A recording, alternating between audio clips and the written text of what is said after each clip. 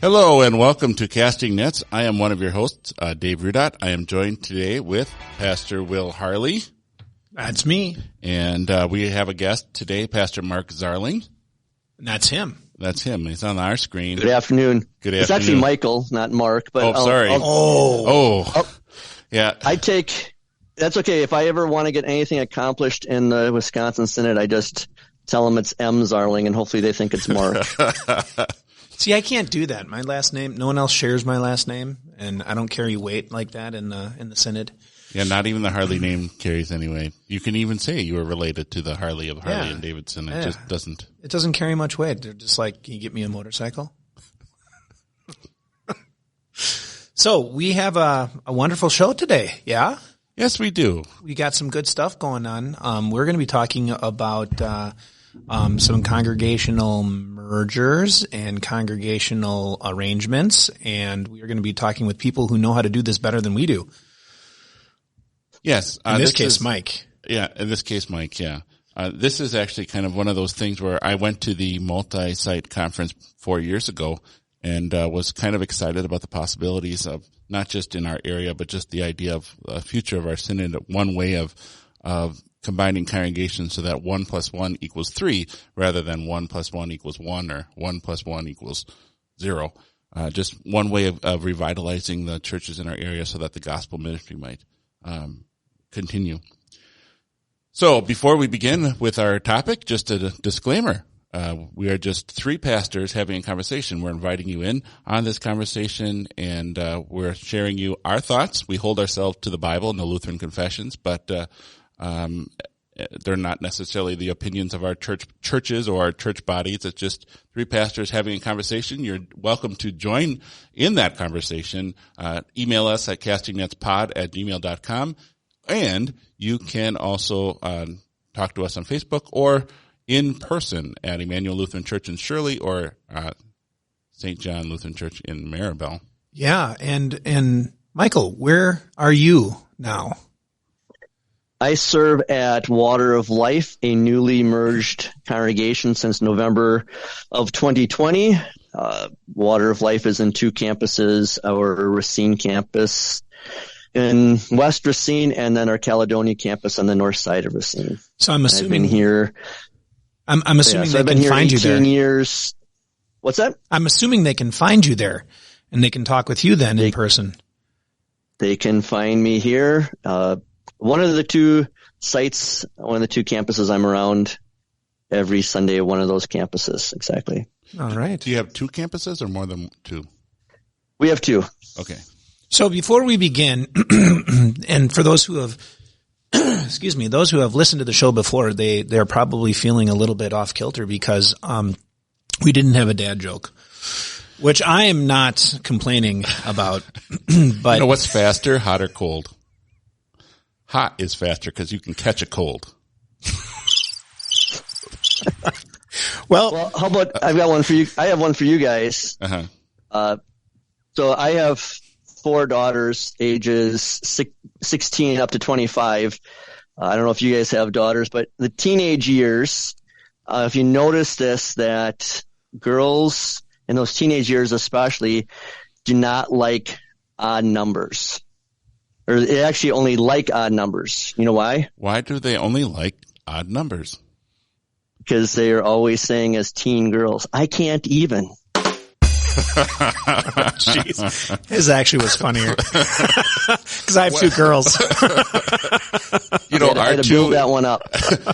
Mike is a Star Wars fan. He has a nice Star Wars background. I know. You know, R2 is short for R2-D2, and Chewie is short for Chewbacca. What is Luke short for? A stormtrooper.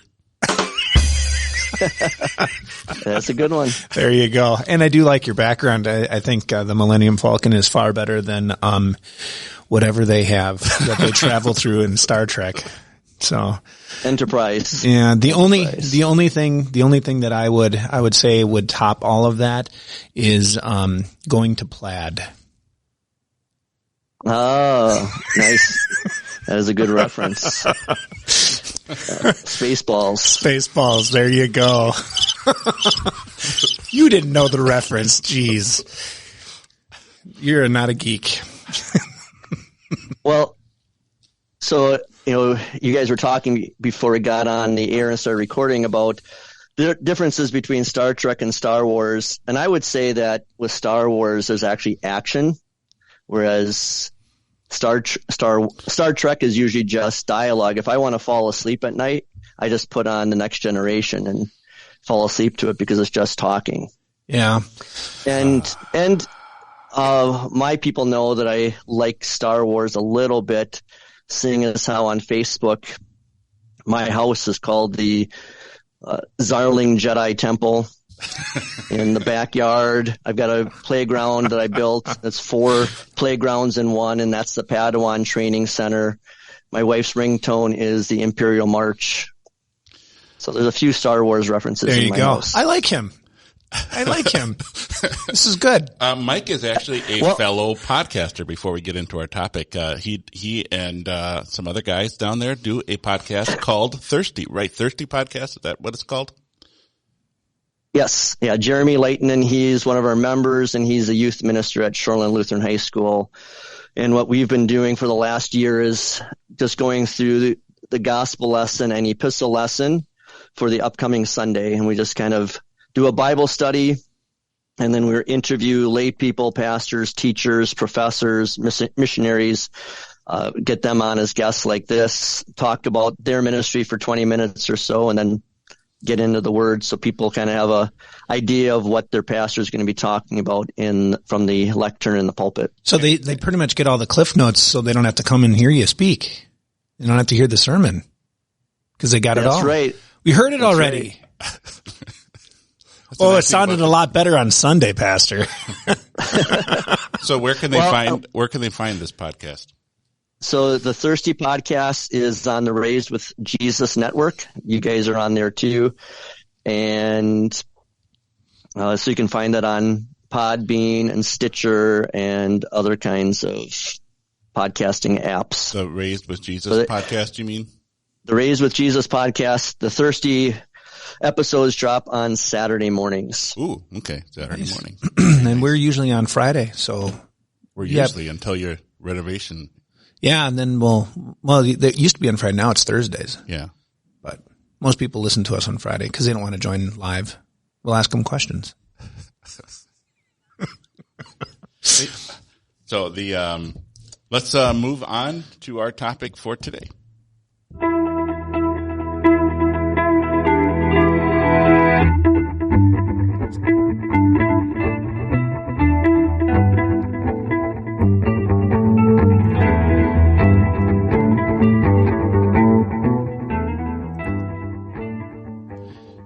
So before we have an opportunity to jump on into the topic at hand, I think one of the questions that I have is maybe to very briefly kind of detail for the listeners and the people who might not be in this mindset why we are talking about mergers, dual parish.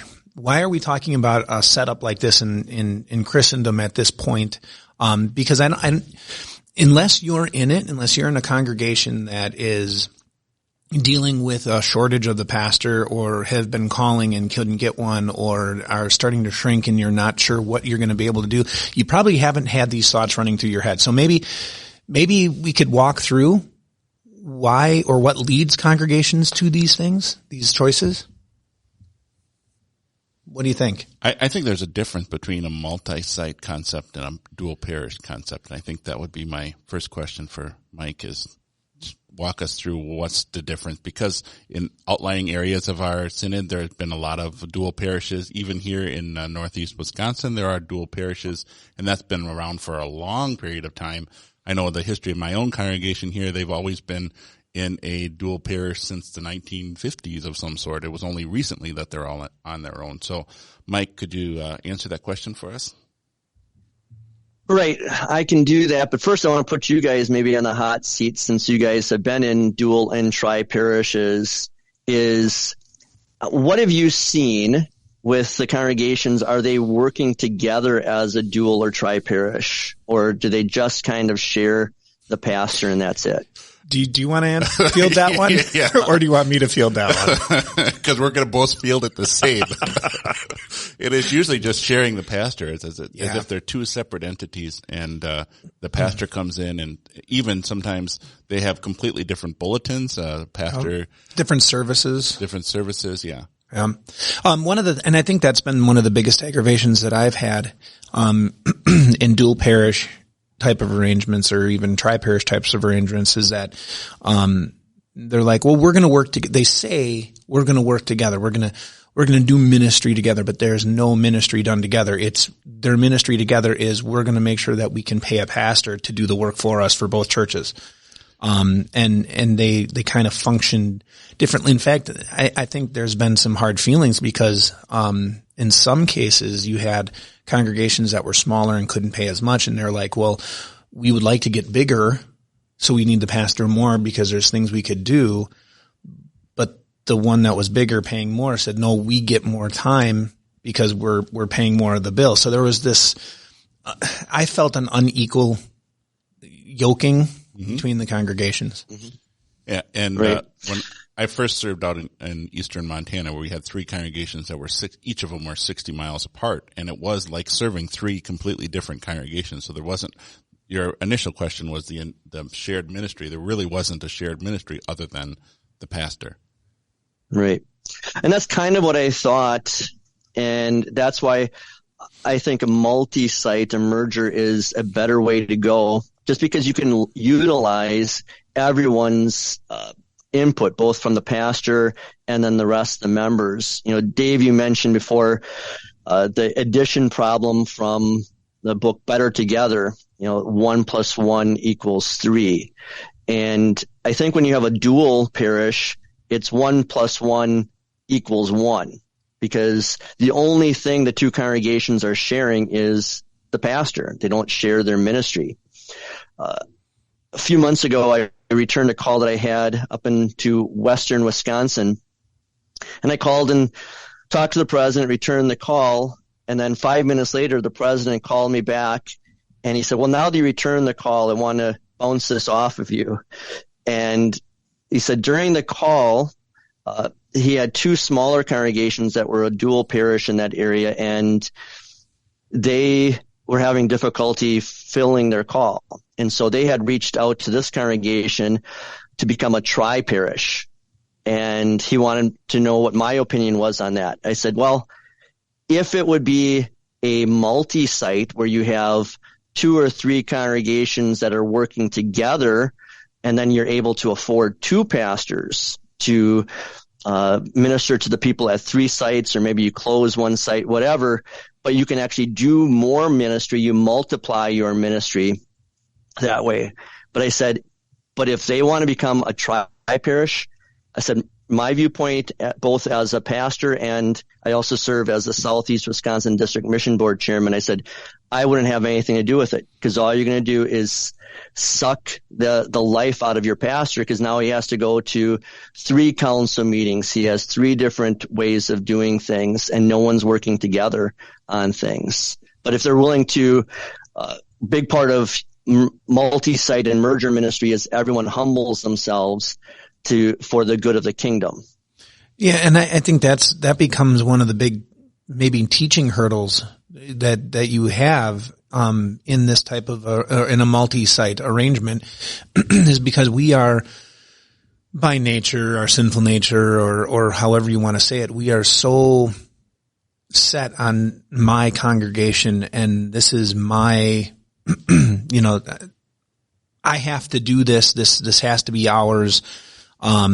That type of a setup, and to change that mindset, especially for, and I'm not trying to belittle any of the older generation, but it's a mindset that they really have to try to get out of, because they're not thinking predominantly, they're not thinking greater Christendom. They're thinking Christendom in my area of the world, and this is where my congregation is, and this is how my congregation has always been, and we're going to lose autonomy, and we're going to be forgotten, and there's this fear, and I think kind of snowballs, and so trying to overcome that hurdle has got to be tremendous. Right, and I think of, so down here, we do a lot of shared ministry that our congregation for over 50 years have been working with First Evangelical downtown that we share jointly, Wisconsin Lutheran School, or WLS.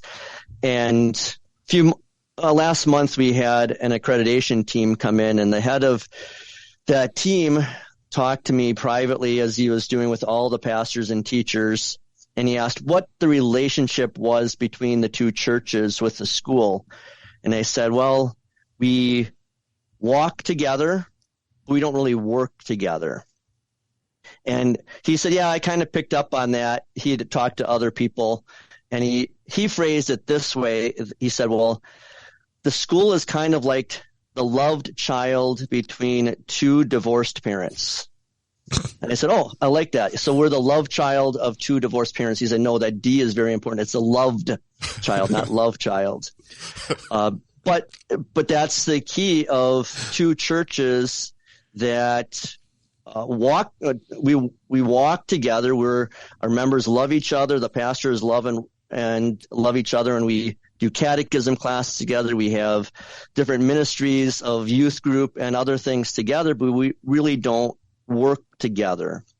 And so, the outside world, it seems weird that we did not merge with First Evan. Instead, we merged with another smaller congregation. And it's just because the two churches didn't see eye to eye on ways to do ministry. And so we walk together instead of work together. And I think that's what happens oftentimes in dual and tri-parishes. So maybe you could walk us through or at least open up the conversation. What types of mergers are there available to congregations? Because you're talking about different mergers. You kind of brought them up in what you just said. So maybe walk us through your perception of what the choices are. Yeah. So just to give a little background to your listeners, is even though it may be different of hearing about this, you mentioned that before, Will, is 2% of Protestant churches merge annually. That's 6,000 congregations, and another 5% talk about it annually. So that's about 15,000 churches. And it is something that's been happening more often in our Wisconsin Synod. Just south of us in Kenosha in 2021, the same time that we merged, the 4 congregations in Kenosha merged to become one church, and 2 schools merged to become one. Out in Juneau, Monroe, Verona, Adams Friendship, Mequon, Juneau. So there's a number of different places. West Allis, 3 churches there have all merged. Those are the ones I know of because they're close to me. And then, different types of mergers. You might have a rebirth merger. So that's kind of a struggling or dying church that gets a second life by connecting themselves to a stronger, healthier, vibrant church. Then there's the adoption merger. That's where you have a stable or stuck church that's integrated into, again, a stronger, vibrant church, taking on the mindset and the characteristics, the DNA of that larger church. You've got a marriage merger. That's where you have like 2 equals, like a husband and wife coming together. And then there's the intensive care unit one, the ICU. And that's where you've got 2 or 3 congregations that are on life support coming together. And those rarely work. For us down here, so we merged Epiphany, which had been around about 93 years, and New Hope, which is up in Caledonia. They've been around about 45 years. And as I was reviewing this for you guys, I was thinking that I had actually written down that this was an adoption merger, that Epiphany was the bigger, stronger, healthier church, and it may have been. And yet now 2 years into the merger, I would describe us as a marriage merger. We are equals. And that's why when we merged, they did not become Epiphany Lutheran Church. We gave up both names and to become something new, to show, just like in marriage, we're becoming a new body. So why would you say that they're equal? Yeah. Well, why would I say they're equal? Just because of the amount of talent in both churches, even though Epiphany was much larger, and we tried to be very cognizant when we filled our elders and council positions to have representation from both congregations in this new congregation. Epiphany was just much larger. But now 2 years in, we don't have the people saying, well, we need to have this stuff at this campus or this stuff at that campus, because we've kind of worked that out that first year. Our leaders kind of describe it as a marriage also, in that just like in a marriage, two people that have been separate for say 25 years and now coming together for the first time, that first year is kind of hard as you learn to grow together. And with a congregation that's been around for 9 decades and another one that's been around for 5 decades, there's some growing pains that first year. So would you say that maybe when you first started with one congregation being bigger, the other being smaller, that the smaller congregation started out as an adoption but then grew and it like maybe morphed? Or was it always that way? I think it was always that way, but I just viewed it differently. And but yeah, we are blessed that we have a lot of talented people. I guess another way, maybe this can get into maybe one of the blessings of a merged church, is, so you guys were saying with a dual parish, they didn't really, well, did they come together to work on any kind of projects, or are they really two separate entities? It all depends. Like when I first got here, it was 2 congregations, and I asked, do you have bi-parish meetings? I mean, do you do ministry stuff together? And no, that didn't happen. When I was in Montana with the 3 congregations, they did do congregations get together. They did, and any kind of ministry, it was different, kind of a different situation because it was 60 miles apart. So what ministry could they really do together? They did do combined worship services once, church picnic was rotated between the 2 congregations, because there were 2 larger congregations and 1 smaller one that the 2 felt was their mission, that they were doing outreach to the 3rd. But anyway, that's my experience. Will? Yeah, unfortunately, my dual parish experiences all come from areas where you had longer distances to travel. And so I don't know if they could have, there was proposals on what we could do to make it more of a multi-site, and things, but the congregations really felt as if they were on their own, and they were just sharing. And then they would try to do things together, like they would have a Reformation service or things. And whoever was hosting it, of course, had the most people. And then you maybe had 1 or 2 from the other congregations that were a part of it. One of the things I think that, in your situation, when you're in a town, or even in a lot of the spots here in Wisconsin, you can have a multi-site relatively easy. And I use that in a very loose term.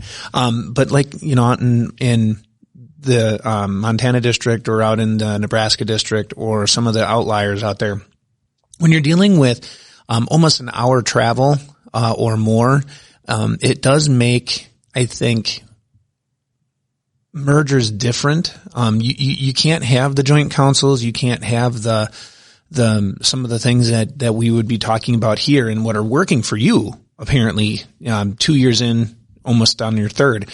I know one of the things that was discussed when we were out in the Nebraska area, and in the circuit that I was at, we were discussing what would it look like, because we had 4 congregations all in a row, and they were miles apart. I mean, it wasn't like real quick, but what would it have looked like if all 4 had become a multi-site, and they called 2 pastors, and then one weekend they just hit, down the road. One would preach, the other one do liturgy. They just keep going down the road, and then you were done for the day.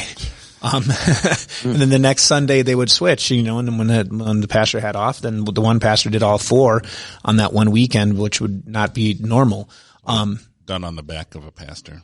Yeah, but that was the best they could come up with. But I think a lot of it, when you were talking about the different types of why people merge, a lot of why they were talking about that and why those conversations were happening, because it was the cancer. the congregations were getting to a point where they couldn't handle their own. And so they had to do something, and this was the possible something. They didn't like it. How far apart are your two congregations in your multi-site, Mike? Yeah, so that's the distances thing. Like when I was pastor down in Kentucky in a mission church, we thought nothing of driving an hour.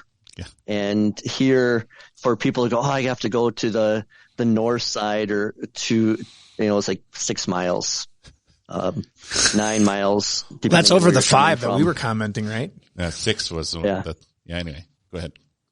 Yeah, and just for our people to get into that mindset of, hey, I can go to either campus.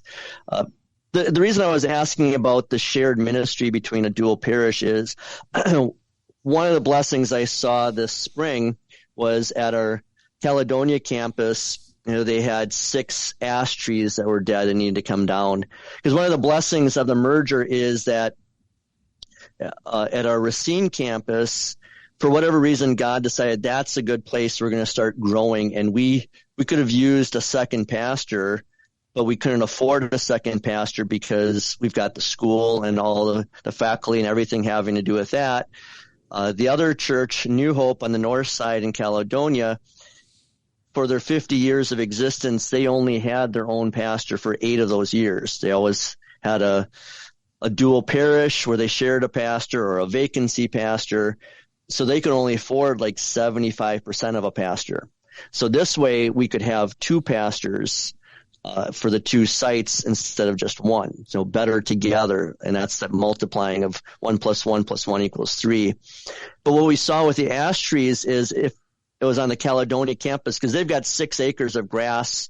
Our Racine campus, we've got the school. We have no grass. It takes us 5 minutes to cut the lawn. But up there, with those 6 acres and those trees, if it would have been New Hope, they would have had the same 4 guys cutting the trees down, just like they always would have. But with the merge, except for one of our guys that just likes climbing trees and cutting them down.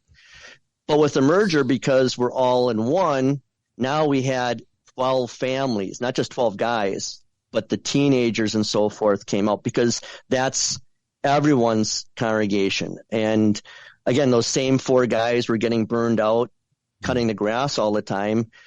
But, our dads at the Racine campus said, hey, I want to teach my kid how awesome it is to be a man and drive a 0-turn lawnmower at full speed. But those are the things that happen because we're all in, as opposed to, well, that's their church, let them do that. And one of the congregations I had talked to that is multi-site, that's farther away, like 45 minutes.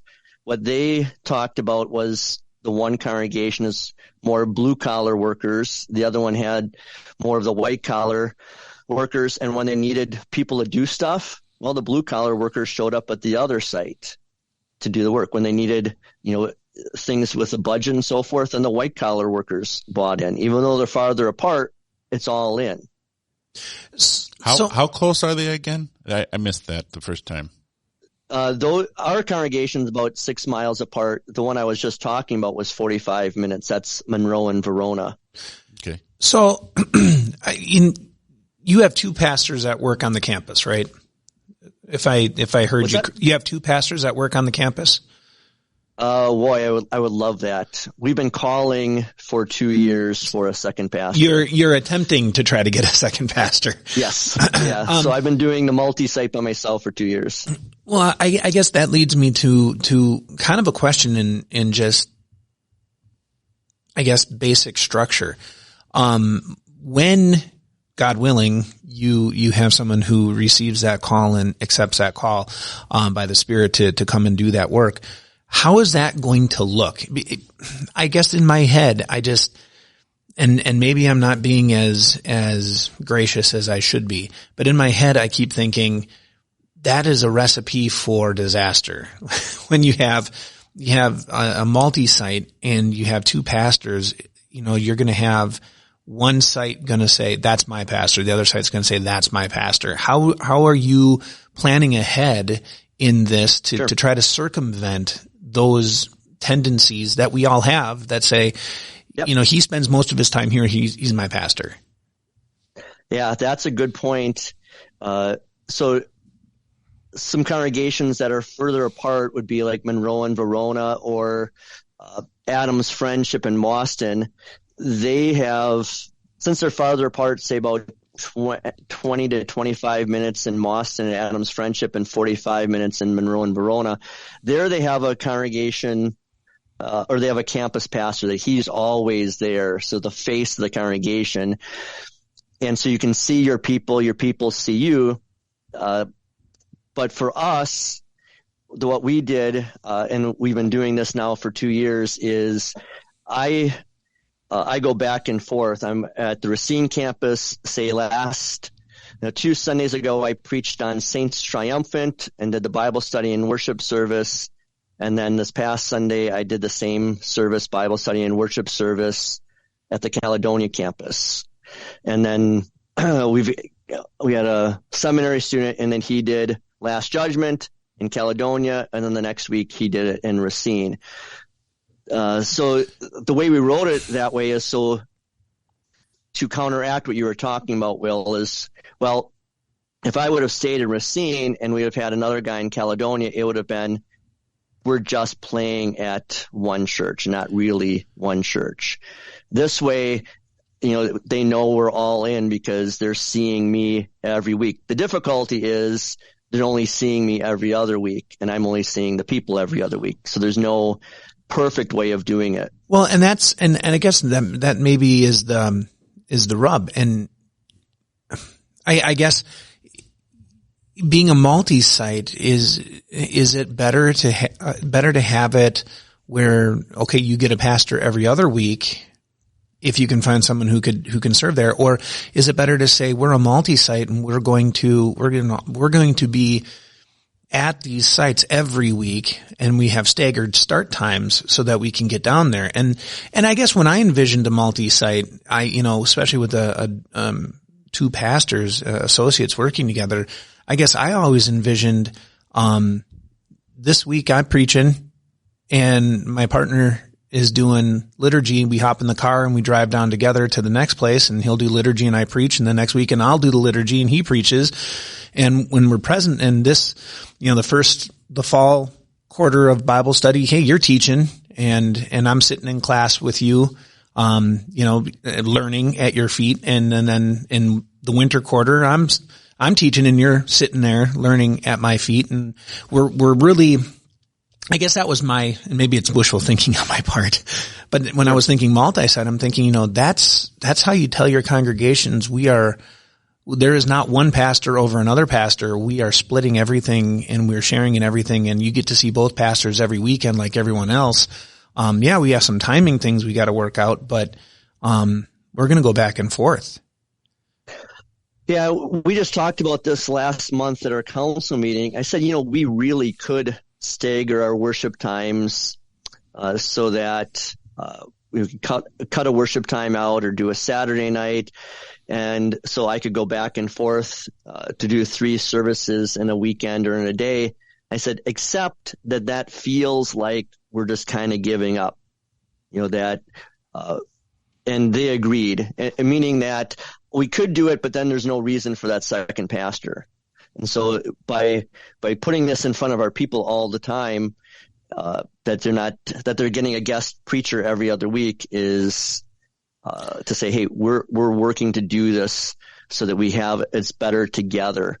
And the way we wrote it up too, Will, is that so like this last week I preached, and then I'll write a new sermon, but then the following week when I have that sermon and Bible study already prepared, now I have time to do all the other little things, the administration, shut-in visits, outreach visits, and all those kind of things you don't always have time to do if you're putting 20 hours into the sermon prep and Bible study prep. So I guess I'm trying to follow what's going on, and maybe I'm missing something in the loop. Mm-hmm. So you'll prepare, Saints Triumphant, you prepared a sermon for Saints Triumphant. You gave it at one of the congregations on Saints Triumphant. The other congregation got whatever the seminary Last Judgment. Yep, so what the seminary student prepared. And then I'm guessing the weekend after you both switched. Correct. So one congregation is either ahead or behind. Correct. Okay. Yeah. Yeah. The Caledonia campus is always behind unless we have a festival service like this last Sunday of the month or the last Sunday of the church year, Reformation, Easter, and so forth. And so then good. I was just going to say, so then the plan is when another pastor comes that every Sunday, one pastor will be there. It just won't be the same pastor. So you're correct. Okay. Now, is that going to affect any of the continuity between Bible studies?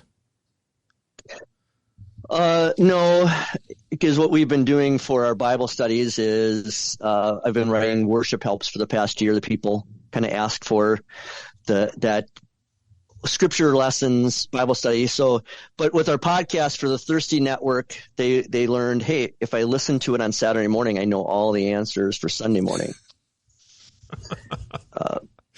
Okay. No, that's just, it's very fascinating to me how your congregation, because they're not two congregations, your congregation are arranging themselves. I think that's just a fascinating, look at and seeing how the Lord is going to work there and make that thing happen. Yeah. And you talked about this with the farther distances, say with Montana and so forth. Maybe they're able to do this too, to be able to join ministries because they're so far apart for council meetings and so forth. Even as close as we are, for all of our meetings, we'll rotate them. So they'll be at the Racine campus one week. The next time we do a call meeting or a voters meeting, it's at the Caledonia campus. But we just instituted this with our church council is that we're only meeting face to face 4 times a year. Like tonight we'll do a Zoom meeting and the same thing with our elders, face to face once a month via Zoom the other 2 months. And then the face to face is, a longer in-depth planning meeting. And then the other 2 that are Zoom meetings are more the action items that were done in an hour or less. So those are opportunities for those congregations that are farther apart to be able to use the technology that we have to be united in one ministry. So you have one council for both campuses, one elder group for both campuses, one evangelism group for both campuses, one budget for both campuses. One budget. Yep. One shut-in. One shut-in list. One shut-in list, yeah, 20 shut-ins. So one of the things is that you have that one clearinghouse. So we have one office manager, one president, and so forth. Trustees, we have a lot of those guys, but then you have those that kind of oversee both campuses. And I remember one of the guys, as we were going through the merger, they said, well, we can always just write it in there that if this doesn't work, we can always go back to Epiphany and New Hope. And everyone said, nope.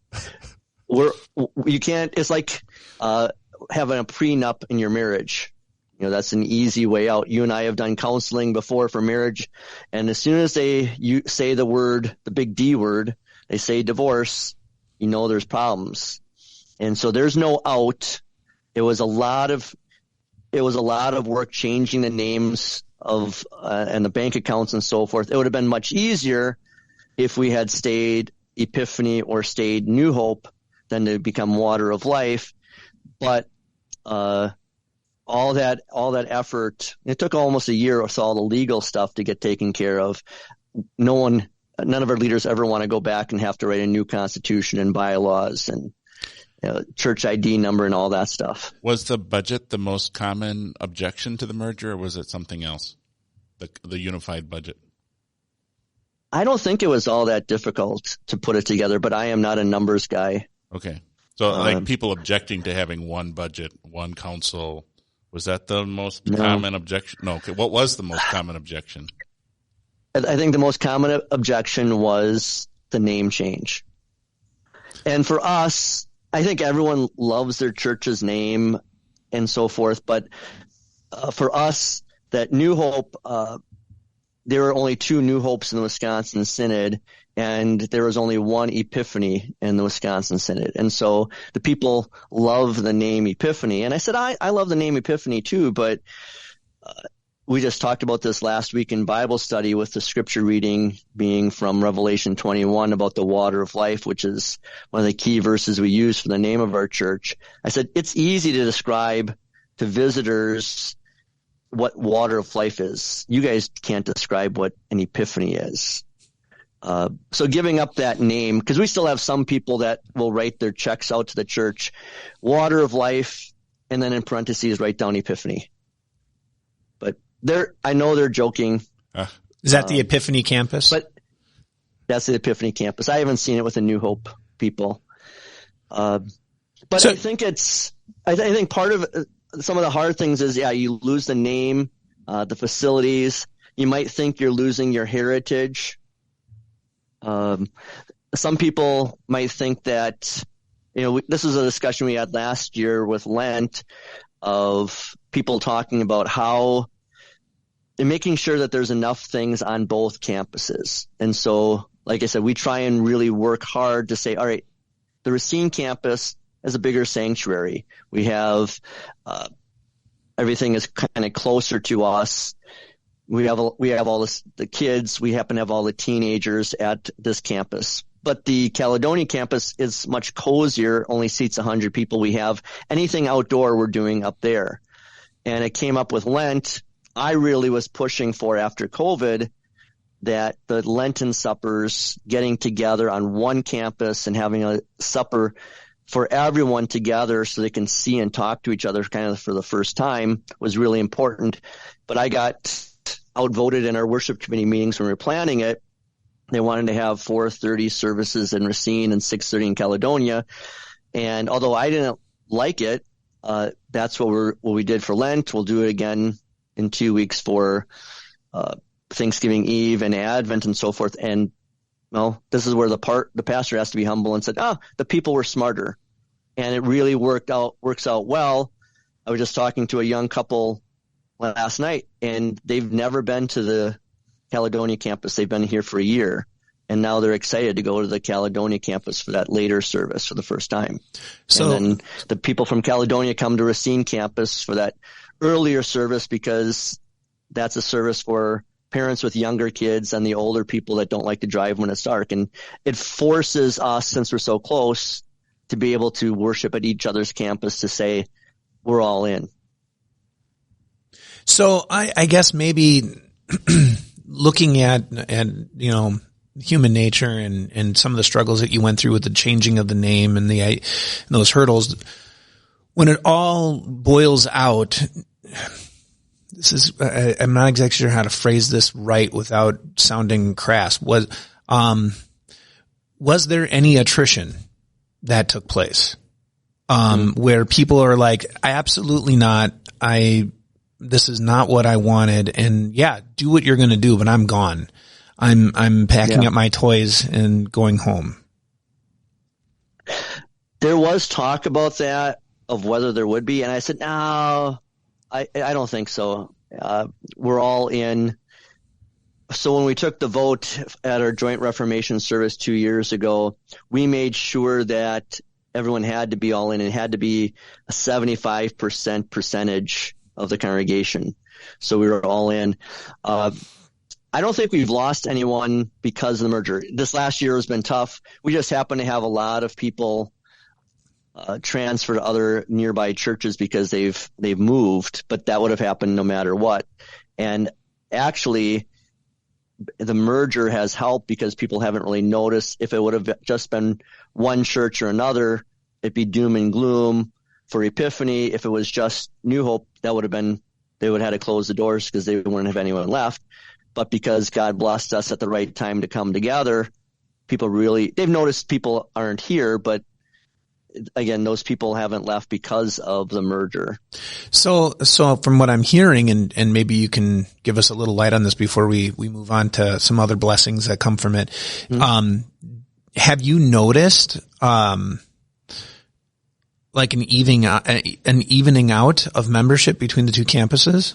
Or is one campus still pretty much the people who were a part of that church originally? They just continue to keep going. They don't really migrate back and forth, and the ones from Epiphany don't really migrate back and, you know what I mean? Yeah.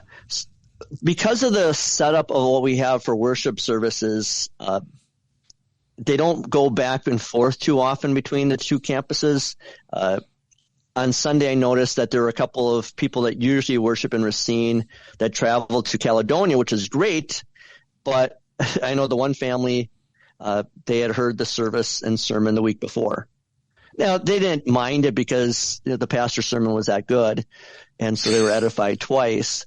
But most times, they're going to stay at one place just because of that. I don't have groupies follow me around too often. But some of the people that had traditionally worshipped at Racine, at Epiphany, they live closer to Caledonia, so they made that their home campus. Some of the people that lived a mile south of the Racine campus, but they had originally belonged to New Hope, and they just stayed up there, drove past Epiphany to get to New Hope. Then they made the Racine campus their church because it's only a mile away. And then some people that live in the middle, they'll go for 2 Sundays at one campus and then the 2 Sundays at the other campus. And so that helps show the buy-in. But again, I don't know if you can do that when you're farther apart than the 6 miles that we're apart. So what you're saying is that there was the only kind of evening out happened right away, but not since then. Yeah. And God's blessed us with some growth. This Sunday we've got adult confirmands that they've only worshiped at the Racine campus once. They came to the Caledonia campus because it's a mile away, and had their baptism of their 2-year-old last month, and now the adult confirmation this week. And so and one of the things we try and do too, and we haven't been really good at this, but we have to get better, is when you have a multi-site, you have to communicate twice as much. And we probably haven't done that as much as we could have, but we do try and put out several emails during the week, texting. We're trying to get our elders back and promoting this stuff, but doing things on social media so that even though the Racine people won't see Scott and Rebecca actually being confirmed this Sunday, they'll see it in an email and on Facebook, and then they can rejoice that they have more saints in God's kingdom through our church. Would you say that communication really makes the difference in a successful merger, or would there be something else? Yeah, communication. So we started our merger discussion in March of 2020. So it happened to be like the Wednesday night of Lent, just before COVID hit and the world shut down, through November, that Reformation service. And then we were meeting, especially those last 4 to 5 months, every other week we were having an open forum. And the way we did it is we had people from from both churches, from our young people, like college students, like my daughter and her friend, one from each church. They were on like the discipleship committee. And then we had outreach committee and stewardship and so forth, all working together already prior to merging, so that they got to know each other. And we had all of the ministries planned out, what it would look like once we merged. And so, and then, like I said, we had open forums at least once a month, if not every other week, just to be able to have the committees give their presentations of what we're doing. And then we recorded it, put it on YouTube, emailed it out, and so forth. So, I mean, I hate to call it an experiment, but it's 2 years into the merger, and you're still working out some of the kinks. But by and large, you would say that you've used the term all in a lot.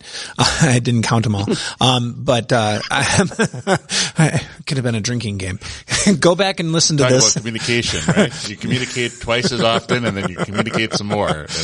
Go back until you're blue in the face, and then you do it 27 more times. Yeah, go back and make that a drinking game. You can't just say, because we're pastors, you can't just say, it's in the bulletin. But I guess the thing that's making my brain turn is, we're up in we're approaching the northern woods here. And we have rural congregations, and rural congregations, like all congregations, are suffering, with the change in climate and the change in church, attendance and the like. But you see it in smaller congregations maybe more impactfully than you would in a bigger one, because you don't have a lot of people to draw from to begin with. And so my wheels are kind of turning. 2 years into it, general satisfaction between the campuses. If you were going to, not leadership, I mean just general satisfaction, of the people. What would you say? I think the people would be happier if we had those two pastors. I had one member say to me, an older one, actually she was a recent convert from about 3 or 4 years ago. And she said, well, Pastor, it just doesn't seem like you're our pastor anymore. And I said, well, but even if we had two pastors, you'd only see me half the time. And we've been getting a lot of guest pastors and seminary students come in to preach. And I thought that the people would get tired of it, but they like seeing a new face all the time instead of hearing me for 16, 17 straight years. But other than that, I think that they've kind of enjoyed the merger in that, we do get together at, try and go to other activities. Even that same lady that writes Epiphany in parentheses on her check to Water of Life, her husband, he wears his Water of Life shirt to Bible study. I told her at her funeral, I'm going to bury her in a Water of Life shirt because she's dead. She won't know the difference. But she comes up with Epiphany in the parentheses. There you go. But she's enjoyed having the Good Friday service up at the Caledonia campus. And that was the first time we did the Easter vigil at that campus. And it worked better because it's a smaller sanctuary for a smaller service. She says, this is really nice. So those kind of benefits. Thinking of the North Woods where you guys are too, is I think a lot of times a phrase I use is that a lot of our members, whether it's in this area or again, I serve on the Southeast Wisconsin District Mission Board, is that we protect our fiefdom. We protect this little castle that's our church. And then we forget about the larger kingdom aspect. And that's one of the things, I've been grumpy with losing members, transferring to other churches, and getting talked to by other pastors reminding me it's about kingdom work. And that's what I need to remember too is, hey, I didn't lose them to God's somewhere. I didn't lose them from God's kingdom. I just lost them from this portion, my own fiefdom, and I had to preach my own things to myself. And for the guys, say up north, is to say, hey, let's go, let's talk about merger. Let's talk about multi-sites. What can we do better together than we're doing separately? That was a big thing that we talked about. Why do we want to merge?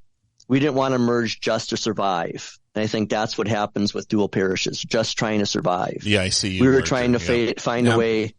Yeah, we were trying to find a way to not survive, but to thrive, to do something better together than we were separately. Because let's be honest, all of us, we all do pretty much exactly the same thing on a Sunday morning. Bible study, worship, teen Bible study. Oh, some of us do it better. All that kind of stuff. Oh, well, yeah. But then you can learn from each other. So if two congregations are thinking of merging, what are some questions you would ask each congregation? I think you were saying, how is this going to help us to thrive? How are we going to help build the kingdom? But what would be some other questions you might ask of congregations that are thinking of merging?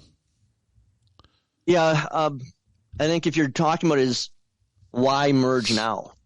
Do we merge when we want to, or do we merge because we have to?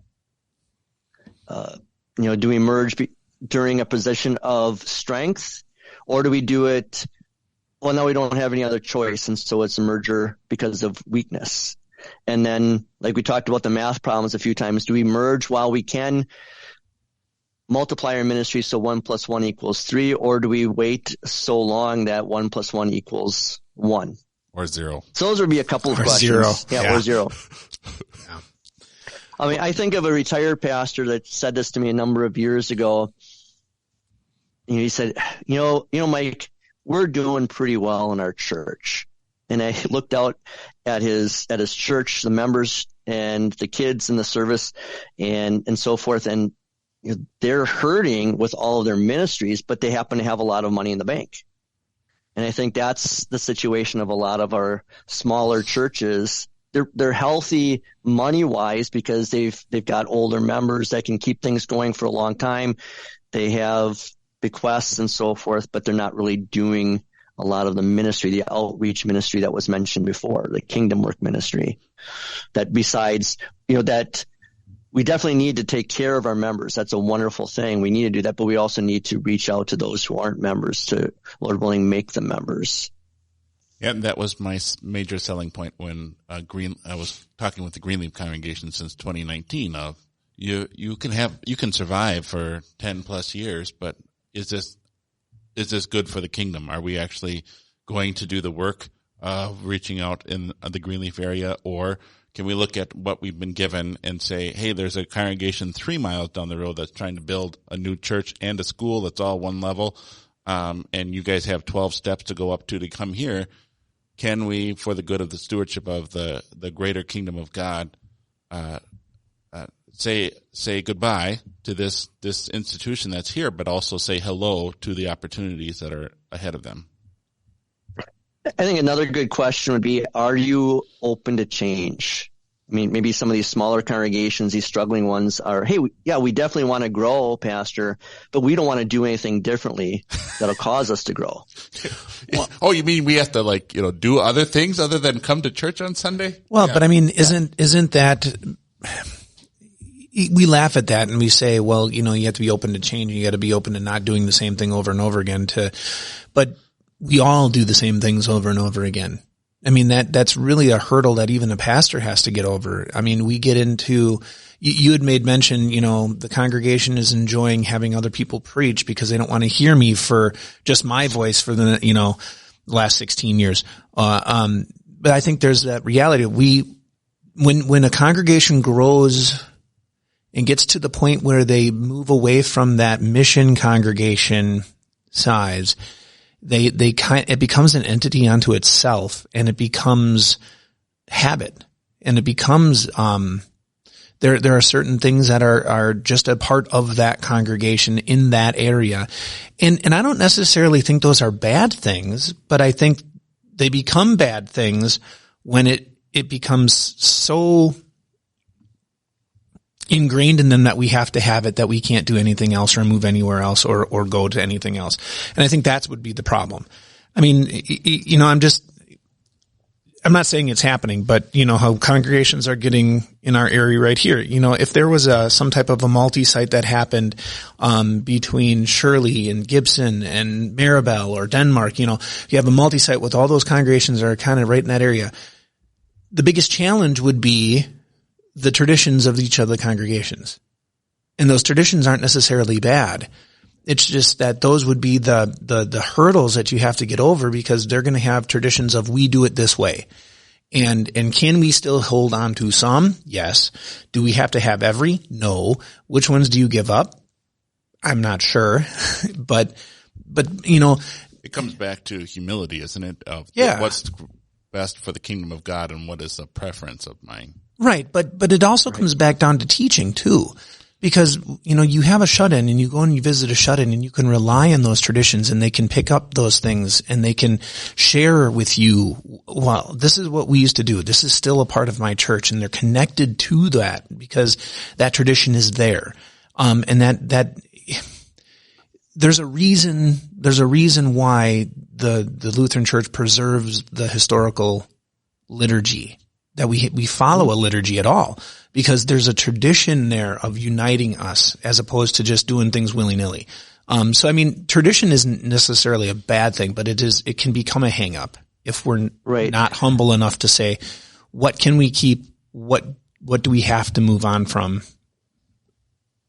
Yeah. I would put it this way of what can we change, what cannot change, and what must change.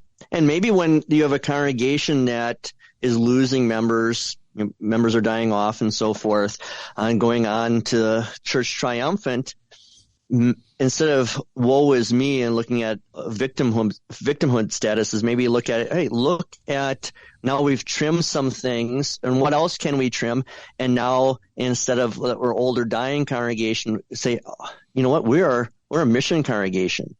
We're a small battle ready force. A big church, there's a lot of people, but it moves very slowly, like a big army force. But when you're a small congregation, and my first church 26 years ago was in Radcliffe, Kentucky, next to Fort Knox, we started with 15 members, and we moved fast. It was very mobile. We couldn't do a whole lot like a big church, but we can move things very quickly. And so maybe the mindset has to change for a congregation instead of woe is me, is, hey, look at what God is allowing us to do.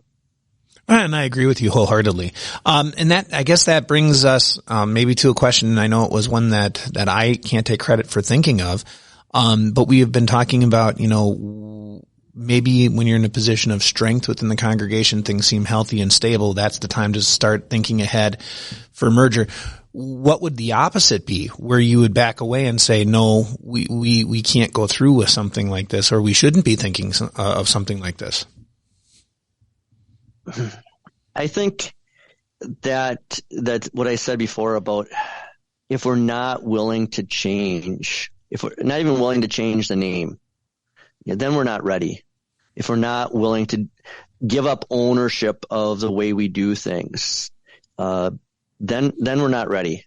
And then you have to keep the discussion going. And sometimes what needs to happen is the pastor needs to change, the leadership needs to change, and for those things to. So I'm hearing vacancy.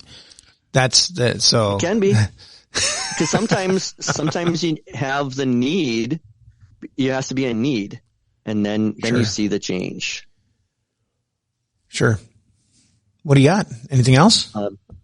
Because I know I talked with one pastor one time that talking about merger. He said, but we're two healthy congregations, so it doesn't make sense to merge.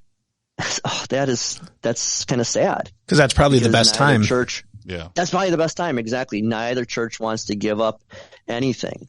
Whereas, you might have to have that one congregation that is struggling, not dead, but even when they're almost dead, I think of a congregation near Juneau, Wisconsin. I just had a call to that congregation about 5 months ago, and it happened to be that's the congregation my father-in-law is still a member at. My wife Shelley grew up in that church, and so when the pastor called me, he said, "Hey, Mike, we're just letting you know that your father-in-law is okay, and that we've called you to be our outreach pastor." And they had their congregation. They had about 2 or 3 years ago had taken on another congregation. There's like 700 people in that town. The congregation was dying. They couldn't get a pastor. And then St. John's and Juneau came in and said, we'll work with you and merge with you. And now the congregation, they gave everything up to St. John's and Juneau. Juneau people moved in and they fixed a lot of things that weren't being done in the church. And they helped that small, struggling congregation, because that congregation said, they humbled themselves. We need help. St. John's was that congregation that could come in and have the manpower and money to do the help. And both congregations grew and were blessed by it. Well, and I think you hit the nail on the head when you said that it's probably not a good time for a congregation to merge when they're unwilling to give anything up. But I would say that that's just a symptom of something even greater, that even when we're the most healthy, if we are unwilling to give something up to further the ministry in a different way, or to do it better, or anything in that regard, there's a problem. right? That becomes, that really is the beginning of a more serious issue that's going to be working its way out. Yeah, when Jesus says, whoever wants to follow after me, he must deny himself. He's not just talking to people who are struggling. He's talking to people who are strong as well. Yeah, the rich young man, the rich young man, right? And those congregations that are stronger and healthier, or even working their way toward that, they should be looking at, hey, can we help this congregation out? Or is there a mission opportunity there that congregation, for whatever reason, isn't utilizing with their pastor? Maybe they are vacant or whatever. And then the congregation says, can we come in and help? We don't want to take over, but there's an opportunity there. And so some of those congregations, some of those things, there's a blessing there with that bigger, healthier congregation to say, sure. Hey, this is a new ministry area we want to move into. Yeah, I would agree.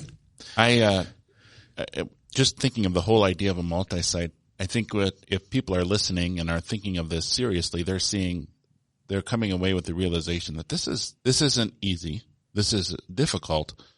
Could you walk us through some of the stages of how does the congregation go from 2 to 3 to 1 + 1 = 3? Yeah, I think the stages as you start that discussion. And so, our congregations, they met together, the pastors discussed. And so for us, we pointed out that Russ Scoggins, who was part-time up at New Hope, and then he was filling a dual parish down in Kenosha. God had me serve as his, what's it called? For the seminary. Oh, pastor partners? Pastor partner. I was his mentor. And, I think the seminary just asked me to be a mentor because I was old and nearby. So, but God bless those conversations because we both were into shared ministries. And then we said, hey, because I remember we talked about it in our January luncheon. Hey, should we do more shared ministries between the two churches? And he said no, because he said, if we're not going to work together, it's not going to work. And then that's when February, when we sat down, hey, what about merging? And then we brought it to the leaders. And then, the steps were the pastors talking about it. Then the leadership talking about it. Down in Kenosha, they had a much bigger one with 4 churches of Mount Zion, Friedens, Bethany, and St. Luke's, and then 2 schools and a preschool all in there. They had to discuss for like 2 years. But the pastors talk for a long time. Then you get the leaders together. And then when you start getting some plans together, then you start getting the people to have buy-in and dividing them up as different committees, and then presenting everything in open forums and so forth so that everything's on the table. And we're going to talk about stewardship, discipleship. This time we're going to talk about, budget and trustees this time and so forth. And then you take it as long as you want to take it. Whether it's, for us, it was 8 months or so. For them in Kenosha was 2 years. And then we took, like I said, we took then the vote, and a big part of the vote, I think, for any congregation that's interested in doing this is you should know ahead of time what the vote's going to be. Because if you got to the merger vote and then it was close, it was 75%, or it was, it didn't go through, well, you didn't do your job, and now there's hard feelings and it's dead. Yeah, take appropriate polls. I think we learned that. Got to get some good polling. Make sure you come with all your cards. Open forums. I think you said you had a lot of open forums, so you would get a good pulse of where people were at and give people an opportunity to ask their questions and to raise their challenges and to answer it honestly and forthrightly. That this is for the good of the kingdom, and yes, it requires some humility on each person's part and each congregation's part, but then it also is looking toward the future. What's the good for God's kingdom here, and not necessarily what's good for us, this location, but what's good for the greater kingdom of God. Yeah. Yeah. And I think for us, we were blessed too that we had 3 people that, as we were going through the gifts, as we were dividing people into committees, 3 people stood out that in their real work jobs, this is what they did, is they worked on communication and mergers of businesses. So it was a no-brainer to put the 3 of them in charge of this, because I had no clue what I was doing besides reading the book Better Together. It was, hey, this is what we want to do. And then they organized everything. And that was so beneficial. It's from another book, getting the right people on the bus, and we got the right people on the bus, right in the front. It's not like Lutherans that want to sit in the back. We put the good people right up in the front. But it's having that, like you said, it's having the people, it's starting the conversation with pastors that are willing to open up the conversation to work with each other, because sometimes pastors don't like to work with each other, and then moving from there to getting their leadership on board to say, what would it look like for us to work together, and moving in that direction, and then having, and not every congregation has it, but having people who are in the business world saying, this is not an uncommon thing and we can do this, and then having them in key places to help facilitate that. I think for our listeners, it's something, I know we are talking about it now, we're spitballing about it now, but I don't, all 3 of the pastors here, I know for a fact myself, and you of course, because Mike, you have already done it. We've been thinking about this for more than just now. I mean, we've been thinking about these types of things since we've gotten into the ministry, because we've seen the trend of what's happening, shortage of pastors, dwindling congregations. We know these things are greater mobility. These things are happening. So we've been thinking about this, but maybe now as listeners, you're thinking, I've never been approached with this topic. Well, now's the time to think about it. Now's the time. When you're going to go into a nursing home, it's far better to volunteer to go than it is to be forced to go and have someone take your keys. And I'm not saying that a merger is a nursing home. I think I forget if it's Tucson or Phoenix or something like that, but we have a number of our congregations there that is multi-site, and it's kind of ring the town with a congregation. And then they have one central hub, and they have multiple pastors, but one office and so forth. And so the idea is you can save a lot of money. We're only paying one bill for everything. We have one copy machine, one secretary instead of 2, and just it streamlines everything. For us, we do the same worship service one Sunday and the exact same one at the next service at the next campus. But you can do things where, say if Racine campus, we've got a lot of talented musical people, a lot of teenagers. We could do more of a different style of worship than the Caledonia campus. And you can do that if you have certain gifts and say, hey, this campus is going to have this type of ministry. Maybe it's youth or child or music. And then this ministry is mainly what we're going to focus on at this campus. We've kind of made it so it's the same, but that's each congregation can have something special too. Sure. I'm enjoying the conversation. Yeah, thank you very much, Mike, for coming on our podcast and talking about multi-site ministry. The Lord continue to bless you and your congregations there, and God continue to bless you and your podcast on Thirsty Podcast. And our listeners can find it on Raised with Jesus. Search for Raised with Jesus on whatever podcasting platform you use. Yeah, and thank you again. So hopefully the grand experiment of the merger continues to be a success in the Lord, and that He finds more workers to help you out in the field. Well, I appreciate the opportunity. I'm always excited to talk about mission work and kingdom work and mergers and multi-sites. And I'll put a plug in, just like I end our podcast, of saying, stay thirsty, my friends, and drink deeply from the water of life.